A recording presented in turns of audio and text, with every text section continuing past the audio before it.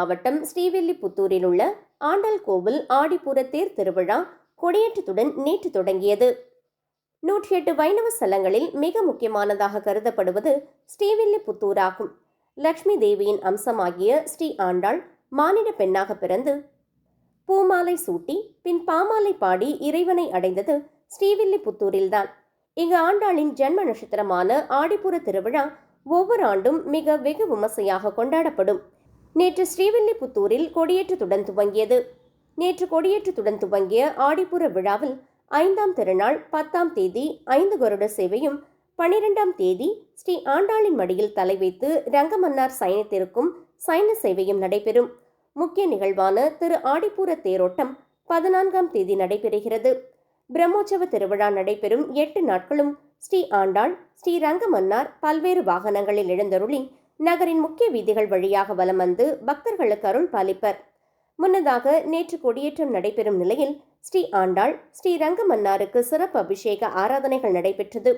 தொடர்ந்து 4 மாட வீதிகள் வழியாக கொண்டுவரப்பட்ட கருடன் வரையப்பட்ட கொடிப்பட்டத்தை பட்டாச்சாரியார் கொடிமரத்தில் ஏற்றினார். இதனையடுத்து கொடிமரத்திற்கு அபிஷேகமும் தீப ஆராதனையும் நடைபெற்றது. நேற்று நடைபெற்ற கொடியேற்ற நிகழ்ச்சியில் உள்ளூர் மட்டுமன்றி வெளியூர் பக்தர்கள் ஏராளமானோர் கலந்து கொண்டனர். ஆடிப்பூர விழாவிற்காக டிஎஸ்பி தலைமையில் 3 ஆய்வாளர்கள் உட்பட 100க்கும் மேற்பட்ட போலீசார் தினந்தோறும் பாதுகாப்பு பணியில் ஈடுபட்டனர்.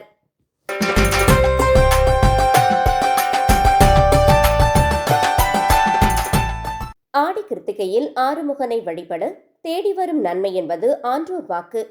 கிழமைகளில் செவ்வாயும் திதிகளில் சஷ்டியும் நட்சத்திரங்களில் கிருத்திகையும் முருகனுக்கு மிகவும் உகந்தவை.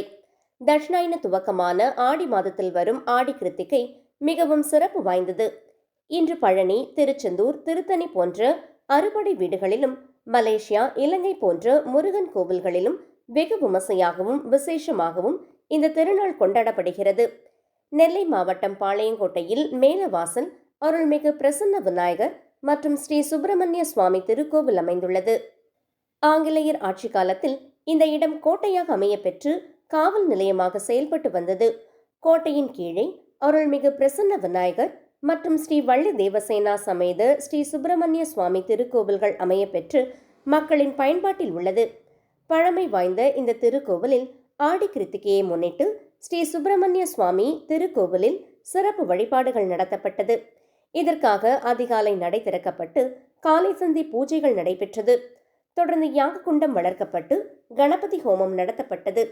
மூலஸ்தானத்தில் அருள் பாலிக்கும் வள்ளி தேவசேனா சமேத சுப்பிரமணியருக்கு மாப்பொடி, மஞ்சள், வாசனை பொடி, பால், தயிர், பஞ்சாமிர்தம், தேன், இளநீர், அன்னம், விபூதி, சந்தனம் என பல வகை பொருட்களால் அபிஷேகம் நடைபெற்றது. நிறைவாக கும்ப நீரால் அபிஷேகம் நடைபெற்றது.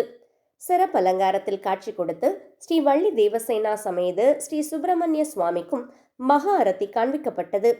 பக்தர்கள் இறை சிந்தனையோடு கந்தசஷ்டி கவசம், கந்தர் அலங்காரம், திருப்புகழ், பாம்பன் சுவாமிகளின் சண்முக கவசம், கந்தகுரு கவசம், வேல்மாறல் பாராயணம் போன்றவற்றை பாராயணம் செய்தனர்.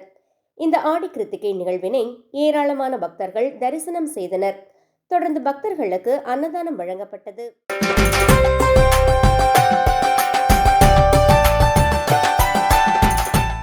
விழுப்புரம் மாவட்டம் திண்டிவனம், ஜெயபுரம் ஜெயமுத்து மாரியம்மன் ஆடி பெருவிழாவை முன்னிட்டு 108 சங்கங்களுக்கு விசேஷ பூஜைகளும் யாகங்களும் நடைபெற்றது. இதனைத் தொடர்ந்து யாகசாலை பூஜை ஆரம்பம், ஸ்ரீ கணபதி ஹோமம், ஸ்ரீ லட்சுமி ஹோமம், நவக்கிரக ஹோமம் மற்றும் பூர்ணாகதி செய்து அம்மனுக்கு 108 சங்கங்களால் அபிஷேகம் நடைபெற்றது. இதனைத் தொடர்ந்து மூலவர் சந்தனக்காப்பு அலங்காரத்தில் வண்ண மலர்கள் கொண்டு அலங்கரிக்கப்பட்ட அம்மன் ரம்யமாக காட்சியளித்தார். மேலும் பஞ்சமுக தீபாராதனை மற்றும் கற்பூர ஆரத்தி காட்டப்பட்டது. இதில் திரளான பக்தர்கள் கலந்து கொண்டனர்.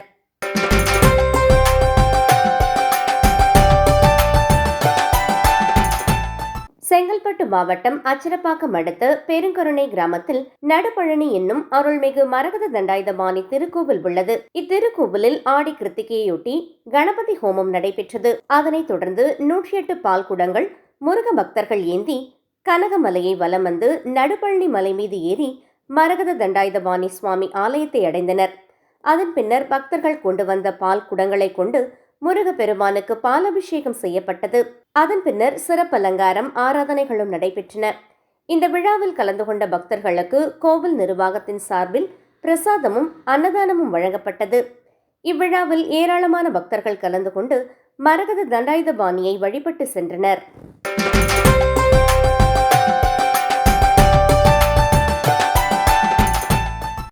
செங்கல்பட்டு மாவட்டம் அச்சரப்பாக்கம் அடுத்த பெரும்பேர்கண்டிகை அருள்மிகு எல்லையம்மன் கோவிலில் ஆடி 4வது வெள்ளிக்கிழமையொட்டி காலை 6 மணிக்கு அம்மனுக்கு சிறப்பு அபிஷேகம், அலங்காரம், ஆராதனைகள் செய்யப்பட்டன. அதனைத் தொடர்ந்து காலை 10 மணிக்கு கோவில் வளாகத்தில் உள்ள தீக்குண்டத்தில் விரதமிருந்து தங்களது வேண்டுதலை நிறைவேற்றிய பின் பக்தர்கள் அம்மனை சுமந்தபடி தீ மிதித்தனர். அதனைத் தொடர்ந்து கரகம், செடல் அணிந்தபடி 100க்கும் மேற்பட்டோர் தீ மிதித்தனர். இந்த விழாவில் ஏராளமான பக்தர்கள் கலந்து கொண்டு கோவில் வளாகத்தில் ஊரணி பொங்கல் வைத்தும் மாவிளக்கு போட்டும் அம்மனை வழிபட்டனர். மேலும் மொட்டையடித்தும் காது குத்தியும் தங்களது வேண்டுதல்களை நிறைவேற்றினர்.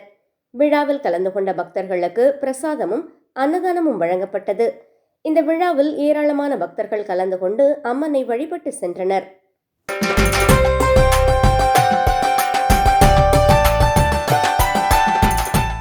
கடலூர் மாவட்டம் குறிஞ்சிப்பாடியில் எழுந்தருளி இருக்கும் அருள்மிகு ஸ்ரீ புத்து மாரியம்மன் திருக்கோவில் ஆடி செடல் பெருவிழா சிறப்பாக நடைபெற்றது. கடந்த 29ஆம் தேதி புதன்கிழமை கொடியேற்றத்துடன் துவங்கிய செடல் பெருவிழா விக்னேஸ்வர பூஜையுடன் நடைபெற்று வருகிறது. அன்று முதல் தினந்தோறும் காலை மாலை என 2 வேளைகளிலும் அம்மனுக்கு சிறப்பு அலங்காரம் செய்யப்பட்டு வீதி உலா சென்று பக்தர்களுக்கு காட்சியளித்தார். அதனைத் தொடர்ந்து ஆடி மாதத்தின் வெள்ளிக்கிழமையில் நடைபெற்ற செடல் பெருவிழாவில் திரளான பக்தர்கள் கலந்து கொண்டு நேர்த்திக்கடன் செலுத்தி வழிபாடு செய்தனர்.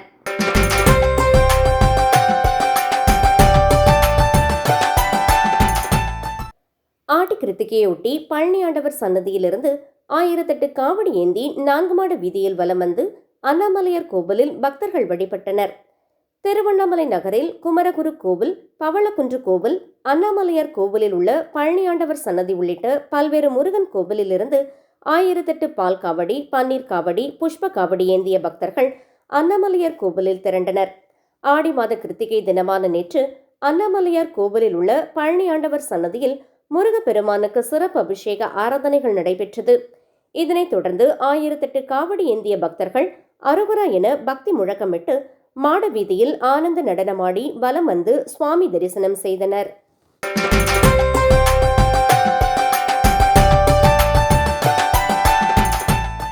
முருகப்பெருமானுக்கு உகந்த சிறப்புமிக்க நாட்களில் ஒன்றான ஆடி கிருத்திகையை முன்னிட்டு பழனி அருள்மிகு தண்டாயுதபாணி சுவாமி திருக்கோவிலில் நேற்று சிறப்பு வழிபாடுகள் மற்றும் பூஜைகள் நடைபெற்றன. ஆடி கிருத்திகை நன்னாளை முன்னிட்டு பழனி மலைக்கோவில் வளாகத்தில் சிறப்பு விளக்கு பூஜை வெகு விமர்சையாக கோலாகலமாக நடைபெற்றது. இந்த சிறப்பு பூஜையின் போது வரிசையாக 108 திருவிளக்குகள் வைக்கப்பட்டு மங்கள பொருட்கள் சமர்ப்பிக்கப்பட்டு சிறப்பு மாங்கல்ய பூஜை நடத்தப்பட்டது. சுமங்கலி பெண்கள் தங்களது குடும்ப நலன் வேண்டியும் மாங்கல்ய பாக்கியம் நிலைக்கவும் உலக நன்மைகளுக்காகவும் நெய் தீபமேற்றி பழனி ஆண்டவரை மனமுருகி வழிபட்டனர்.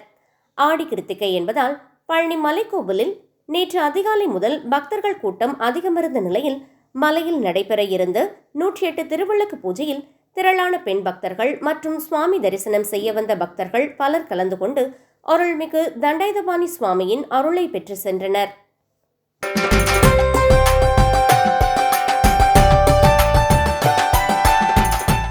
காஞ்சிபுரம் மாவட்டம் திருப்பெரும்புதூர் அடுத்த வல்லக்கோட்டையில் புகழ்பெற்ற அருள்மிகு சுப்பிரமணிய சுவாமி திருக்கோவில் உள்ளது. இது அருணகிரிநாதரால் திருப்புகழ் பாடல் பெற்ற தலமாகும். பழமையான இத்திருக்கோவிலில் கிருத்திகை, சஷ்டி நாட்களிலும் செவ்வாய், வெள்ளிக்கிழமைகளிலும் வந்து வழிபடுவோருக்கு புதிய வீடு, திருமணம், பதவி உயர்வு கிடைப்பதாக ஐதீகம். புராண காலத்தில் சிவபெருமானின் நெற்றிக்கண்ணிலிருந்து 6 திரிப்பொறிகள் கிளம்பி சரவண பொய்கை என்னும் தடாகத்தில் உள்ள தாமரை மலர்களில் விழுந்து 6 குழந்தைகளாக அவதரித்தன. இந்த குழந்தைகளை பார்வதி தேவி ஒன்றாக்கினார். இவ்வாறு முருகப்பெருமான் அவதாரம் நிகழ்ந்ததாக புராணங்கள் தெரிவிக்கின்றன. இங்கு ஆண்டுதோறும் ஆடி கிருத்திகை உற்சவம் விமர்சையாக நடைபெறும். அந்த வகையில் வியாழனன்று ஆடி கிருத்திகையினை முன்னிட்டு சென்னை, காஞ்சிபுரம், செங்கல்பட்டு, திருவள்ளூர், வேலூர் முதலிய ஊர்களிலிருந்து காவடி எடுத்து வந்து பக்தர்கள் வழிபட்டனர். இந்த ஆண்டு ஆடி பரணியும் ஆடி கிருத்திகையும் குருவாரத்தில் வந்தமையால் பக்தர்கள் கூட்டம் பெருமளவில் இருந்தது. ஆடி பரணியினை முன்னிட்டு புதனன்று இரவு மூலவர் முருகப்பெருமானுக்கு சிறப்பு அபிஷேகம் நடைபெற்றது. பரணி அபிஷேக அடியார்கள் 51 குடம் பால் எடுத்து வந்து விமர்சையாக பாலாபிஷேகம் நடைபெற்றது. வியாழனன்று அதிகாலை 3 மணிக்கு திருக்கோவில் நடை திறக்கப்பட்டு கோபூஜைக்கு பிறகு மூலவர் வள்ளி தேவானை சமேத சுப்பிரமணிய சுவாமிக்கு 11 விதமான பொருட்களால் அபிஷேகம் நடைபெற்றது. சந்தனக்காப்பு அலங்காரத்தில் அவர் அருள் பாலித்தார். உற்சவர் முருகப்பெருமானுக்கு அதிகாலை 4 மணிக்கு அபிஷேகம் நடைபெற்றது. சுவாமி மலையில் சிவபெருமானுக்கு உபதேசித்து பிரணவ உபதேச அலங்காரத்தில் உற்சவர் முருகப்பெருமான் காட்சியளித்தார். ஆடி கிருத்திகையினை முன்னிட்டு சுமார் 500க்கும் மேற்பட்ட பக்தர்கள் காவடி எடுத்து வந்தும் அலகு குத்தி வந்தும் பிரார்த்தனைகளை முடித்தனர். பக்தர்கள் எளிதாக சுவாமி தரிசனம் செய்திட ஏதுவாக திருக்கோவில் நிர்வாகத்தினரால் நிழற்பந்தலுடன் கியூ வரிசை அமைக்கப்பட்டிருந்தது. மேலும் பக்தர்களின் வசதிக்காக திருக்கோவில் வளாகத்தில் இலவச மருத்துவ முகாமும் அமைக்கப்பட்டிருந்தது. திருக்கோவில் நிர்வாகத்தின் மூலம் அன்னதானம், நீர்மோர் ஆகியவைகளும் பக்தர்களுக்கு வழங்கப்பட்டன. திருப்பெரும்புதூர் காவல் துணை கண்காணிப்பாளர் கீர்த்திவாசன் தலைமையில் 50க்கும் மேற்பட்ட காவலர்கள் பாதுகாப்பு பணியில் ஈடுபட்டனர். பல ஊர்களைச் சேர்ந்த கிராம நிர்வாக அலுவலர்களும் சிறப்பு பணிக்கு வந்திருந்தனர். ஆடி கிருத்திகை உற்சவ ஏற்பாடுகளை மண்டல இணை ஆணையர் திரு சி குமரதுரை அவர்கள் அறிவுறுத்தலின்படி திருக்கோவில் நிர்வாக அதிகாரி சோ செந்தில்குமார் மற்றும் பணியாளர்கள் செய்திருந்தனர்.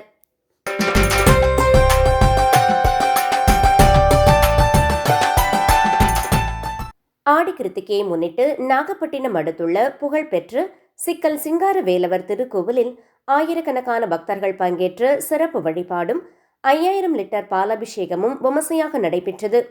வேல் வாங்கிய ஸ்தலம் என கந்தபுராணம் போற்றும் இத்தலத்தில் திருச்செந்தூரில் சூரபத்மனை வதம் செய்ய முருகப்பெருமான் தனது தாயாரிடம் வேல் பெற்றதாக வரலாறு கூறுகிறது. ஆடி கிருத்திகையை முன்னிட்டு இன்று அதிகாலை கோவில் வளாகத்தில் சிறப்பு யாகத்துடன் வழிபாடுகள் தொடங்கின. தொடர்ந்து கார்த்திகை மண்டபத்தில் வள்ளி தேவானை சமேதராக எழுந்தருளிய சிங்கார வேலவருக்கு பால், பன்னீர், சந்தனம், மஞ்சள், பஞ்சாமிர்தம், விபூதி உள்ளிட்ட 16 வகையான திரவியங்களால் மகா அபிஷேகம் நடைபெற்றது. இதில் 5000 லிட்டர் பால் பயன்படுத்தப்பட்டதோடு யாகசாலையிலிருந்து கொண்டு வரப்பட்ட புனித நீரால் 1000 கண் சல்லடை வைத்தும் சிறப்பு அபிஷேகம் செய்யப்பட்டது. அபிஷேகத்தை தொடர்ந்து சுவாமிக்கு வெண்பட்டாடை உடுத்தி வண்ண வண்ண மலர்களால் சிறப்பு அலங்காரம் செய்யப்பட்டு மகா தீபாராதனை நடைபெற்றது. சிறப்பு தினத்தினை முன்னிட்டு நாகப்பட்டினம் மட்டுமன்றி திருவாரூர், காரைக்கால், தஞ்சாவூர் உள்ளிட்ட சுற்றுவட்டார மாவட்டங்களிலிருந்தும் ஆயிரக்கணக்கான பக்தர்கள் திருக்கோவிலில் குவிந்தனர். வேலும் மயிலும் துணை, முருகா முருகா என்ற சரண கோஷங்களுடன் பக்தர்கள் நீண்ட வரிசையில் நின்று சுவாமி தரிசனம் செய்தனர்.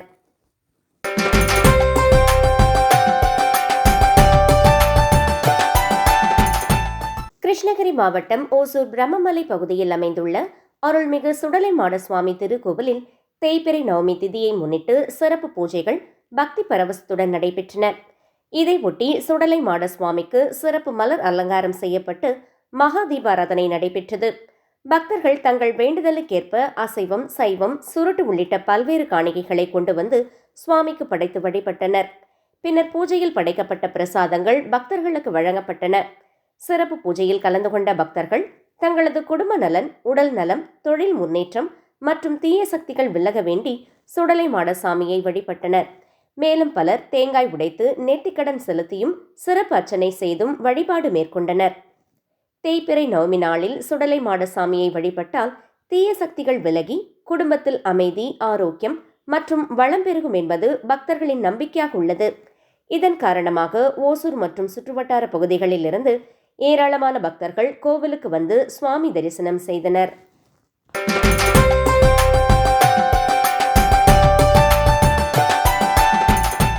கடலூர் அருகே உள்ள ஈச்சங்காடு கிராமத்தில் அமைந்துள்ள அருள்மிகு ஸ்ரீ புத்துமாரியம்மன் ஆலய தீமிதி திருவிழா மற்றும் சடல் உற்சவம் கடந்த 21ஆம் தேதி கொடியேற்றத்தோடு தொடங்கியது. தொடர்ந்து புத்துமாரியம்மன் வீதி உலா நடைபெற்று வந்த நிலையில் ஆடி 4வது வெள்ளிக்கிழமையான இன்று 108 பால் குடம் எடுக்கும் நிகழ்வு நடைபெற்றது. ஈச்சங்காடு கிராமத்தில் உள்ள விநாயகர் கோவிலில் இருந்து 108 பால் குடங்கள் எடுத்து பெண்கள் புத்துமாரியம்மனுக்கு பாலாபிஷேகம் செய்தனர். பின்னர் அம்மனுக்கு தீபாராதனை காண்பிக்கப்பட்டது. ஈச்சங்காடு முன்னாள் ஊராட்சி மன்ற தலைவர் செந்தாமரை கண்ணன், கோவில் அறங்காவலர்கள் சேகர், பலராமன், நாகராஜ், சக்கரவர்த்தி, வெங்கடேசன், குமார், ராஜலிங்கம் மற்றும் ஊர் பொதுமக்கள் இணைந்து கோவில் நிகழ்ச்சிகளை செய்திருந்தனர்.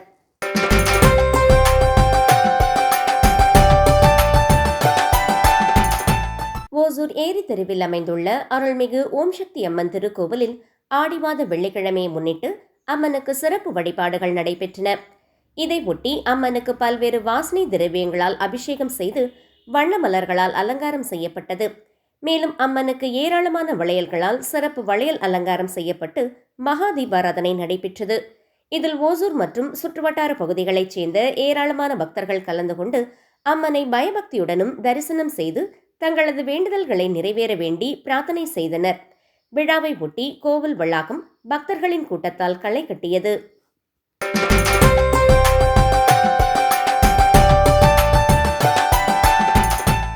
விழுப்புரம் மாவட்டம் திண்டிவனம் கிடங்கல் கோட்டையில் அருள்பாலித்து வரும் அருள்மிகு அருமலர்த்த நாயகி உடனுரை அன்பக நாயகி ஈஸ்வரர் திருக்கோவில் வளாகத்தில் உள்ள அருள்மிகு வள்ளி தெய்வானை உடனுரை ஆறுமுக பெருமானுக்கு 60ஆம் ஆண்டு ஆடி கிருத்திகையை முன்னிட்டு பால் காவடி, செடல், பூந்தேர் மற்றும் வேல் பூஜை ஆகியவை நடைபெற்றன. மேலும் மிளகாய்பொடி அபிஷேகம், அன்பர்களுக்கு மார்பு மீது உரல் வைத்து மஞ்சள் இடித்தல், மழுவடி சேவையும், அடியார் 108 பேருக்கு வேலும் செடலும் அணிவித்தலும் மற்றும் பழங்கள் அணிவித்தலும் செடில் ராட்டினமும் நடைபெற்றன. தொடர்ந்து தீமிதித்து ரதமும் காவடிகளுக்கு மாட வீதி உலாவும் வந்தனர். இதில் திரளான பக்தர்கள் கலந்து கொண்டனர்.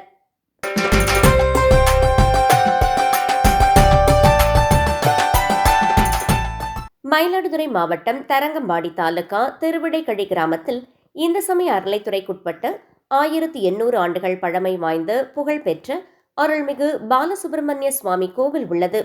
முசுகுந்த சக்கரவர்த்தியால் ஏற்படுத்தப்பட்ட இந்த கோவில் சூரபத்மனின் 2வது மகன் சிவபக்தரான ஹிரண்யாசுரனை கொன்ற பாவம் நீங்க குரா மரத்தடியில் முருகப்பெருமான் சிவபூஜை செய்து பாவை விமோச்சனம் பெற்ற இடம் என்று தலப்புராணம் கூறுகின்றது. பண்டைய தமிழ் நூல்களில் குராவடி என்ற பெயரில் வழங்கப்படும் இந்த கோவில் முருகனுக்குரிய பாவம் கடிந்ததால் திருவிடைக்கழி என்று அழைக்கப்படுகிறது.